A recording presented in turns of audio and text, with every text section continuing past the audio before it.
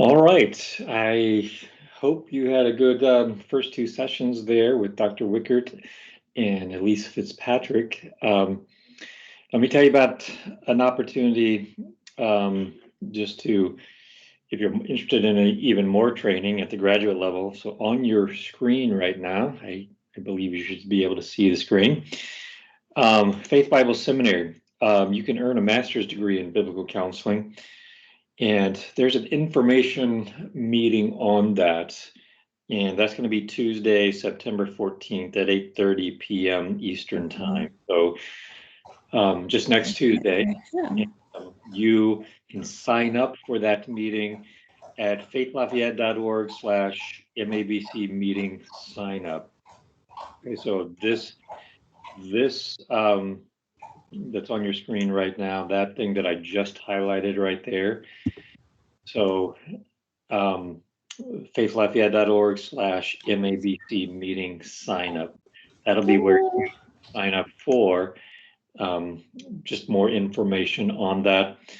And if you're interested at all, you might want to just take a picture of this screen. So pull out your phone and take a picture of the screen, because the video link to go to that meeting is www.faithlafayette.org/FBS info meeting.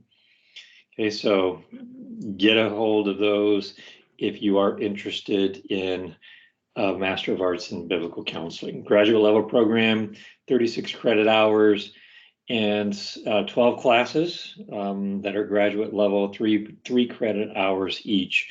This will be your information meeting on that Tuesday night next week. So we'd love to have you involved in that if you are interested. All right, Arneel and Lori and Lynette, if you don't mind, if you want to turn on your video cameras, you don't have to, but if you would like to do that. And let me hear from you in regard to a question that you might have, or an encouraging comment, something that was helpful to you, any of those things that you would like to share. So let's start with Arneel. Do you have a question, encouraging comments, or anything like that? I don't have any questions, but I think one of the encouraging comments, and I had this question asked by my son, that Dr. Wickert said when you're asking someone if they're saved, normally it'll be a yes or a no type of question. But if you were to stand before God and God asks, why should I let you in the kingdom? I think that's a more way of getting more information from someone and actually hearing their testimony. So that was encouraging to me, and something that go ahead. Yeah, I also supervise counselors in training, and just yesterday I was listening to a recording of a counselor, and it was in the first session, and she was asking about salvation, and her statement was something like this: so you are assured of your salvation and you have no questions, and the individual said, yes, that's correct. When you ask yes or no questions, that doesn't typically give you a lot of information. Mm-hmm. So particularly on something as foundation as salvation, many people can. In a second, hearing feedback, Lynette, I'm gonna, if you could turn off your microphone there for just a moment. Okay. Typically on salvation, better thing is to ask them things like this: what is your understanding of the gospel? How did you come to know Jesus Christ? If you were to die tonight and standing before the Lord, why should he let you into heaven? What would you say? That gives you a much clearer understanding of their understanding of the gospel and if they're saved. So that makes sense? Okay, very good. Anything else, Arneel, that you would have for us? No, the other one had to do with when he was given the case study and when he was talking about her abusive life and the abortion. And if she never received the counseling for the abortion and recognized the forgiveness and the grace that God extends, then that was always going to be an issue. And I just thought that was powerful as well. Yes, yeah. Thank you for sharing that. Okay, Jeanette, any questions or comments or encouraging things that were helpful to you? I really, well, they were both good. Can you hear me? Yes, I can. Okay, sorry, I just never know. Yeah, no. I loved because he loves me. It's just I've read the book, so it was just really good reminders. But one phrase that she said, God doesn't love me because I do good things. God loves me because Jesus did good things, and I put my trust in Him. And I think that's something that's so easy for, just everyone to fall into. Like He loves me more when I'm doing these things. He loves me more when I read my Bible every day. And if I skip a day, oh, God's mad at me. And so I think it was just such a, I actually stopped. I need to write that one down. And just a good reminder to, because that is just, sometimes that's the root of so many things, like thinking God, and just questioning His love for us. And so I really loved how succinctly she stated that. It was really good. Oh, very good. And Jeanette, have you read the book Gentle and Lowly? Yes, actually, I have gone through it I've read it. I've gone through it 2 more times, and our small groups at church are going through it. All right. Well, Dane Ortland is Yes. agreed to be with us in our pre-conference in 2022. So February 12th, that'll be on a Saturday there. So we'll start in the morning and go through the afternoon on that. So if that's of interest to you and all who are listening, that would be great for you guys to be a part of that. Okay, thank you for that, Jeanette. Do you go Jeanette? Jeanette? Did I say that right, Jeanette? It's Jeanette, yeah. Okay, all right, very good. Lori, question, comment, or thought?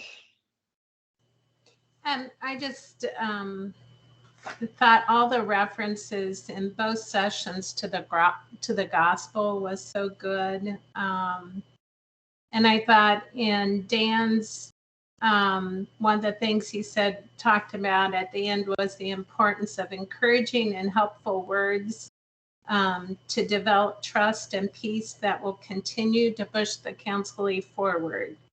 That just really struck me because I had a conversation recently with an older woman who's working on the biblical counseling training, and I came away from our conversation kind of discouraged.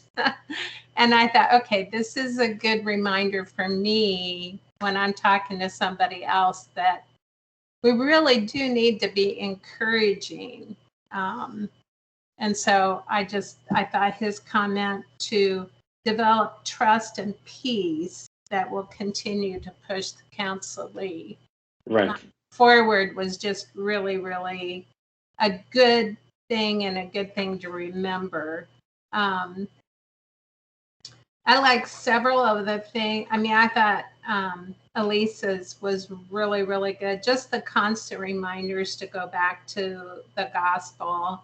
But a couple of things she said. One, if we forget what Christ has done for us, then we have trouble growing in grace. Yeah.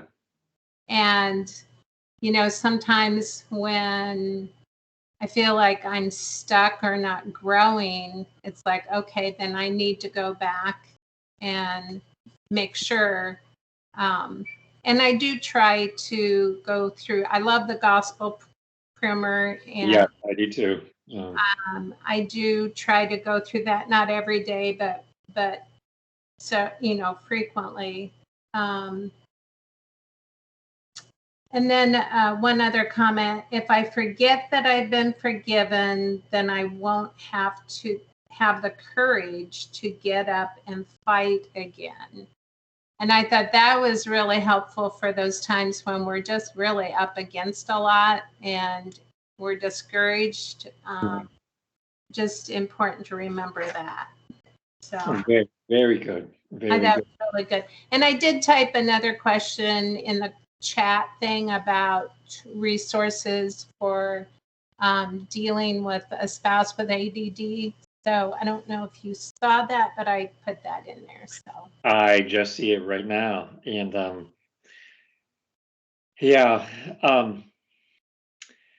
I don't know of many resources for adult ADHD. and most of the resources are written from a child's perspective, for a child, and parents helping children. But one of the things that I would encourage the spouse to engage in, let me pull it up here, is just continuing to study responding in the midst of suffering. So a spouse who is married to something like an adult ADHD person, that can be a very difficult time. And so that spouse would be suffering under a lot. So Paul Tripp's book, and I pulled this up here, Suffering, Gospel Hope When Life Doesn't Make Sense. And I would also encourage the spouse to seek help from their pastor. So I'm not exactly sure what all the spouse might be going through, but in a solid local church, which I hope the spouse is a part of, and then I'm seeking advice and guidance from your pastor in regard to how to bear up under that kind of situation. So, and also Mark Vroegop, let me see if I can get his book up here. Lori, have you heard of Dark Clouds and Deep Mercies? Yes. I have not read it yet, but I've heard of it, yes. Okay, so that would be something to encourage you to read as well. That might be helpful to a spouse suffering. Okay, great, thank you. Are you aware of Leslie Vernick's book, How to Act Right When the Spouse Acts Wrong? Yes. Yep. Now, we don't carry that in our resource center. There is some elements. I mean, there's problematic elements in a lot of just resources, because no book that mankind has ever written is infallible except the Bible.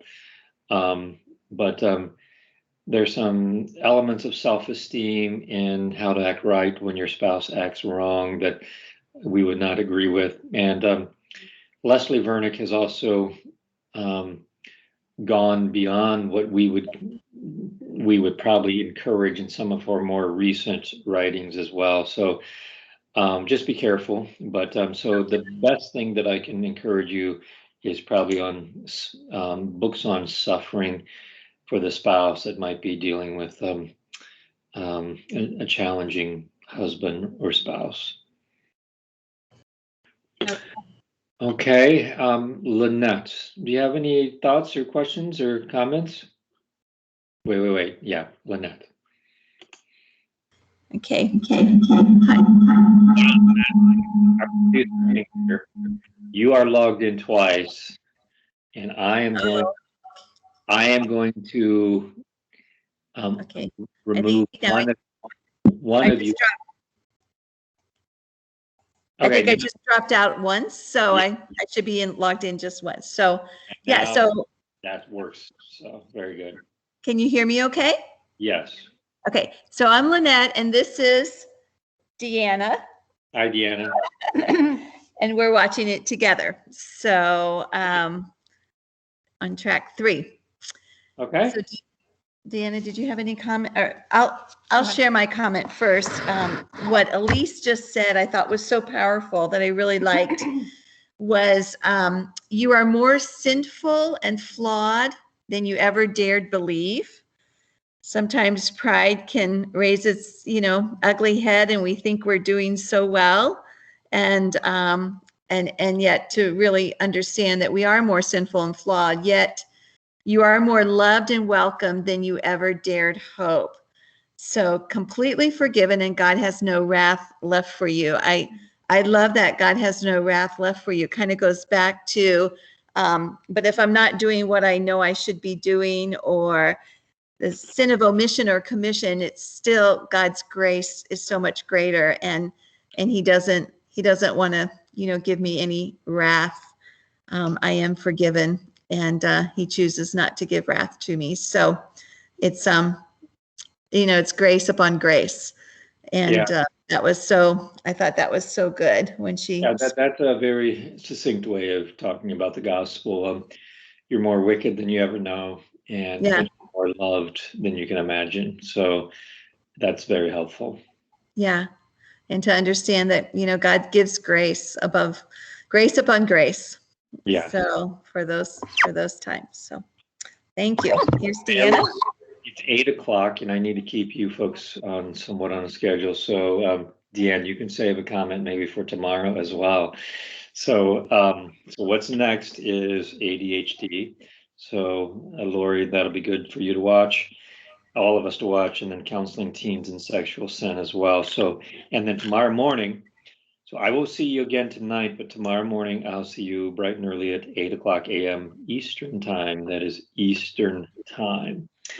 So I'm going to sign off here. I'm going to hit stop recording, and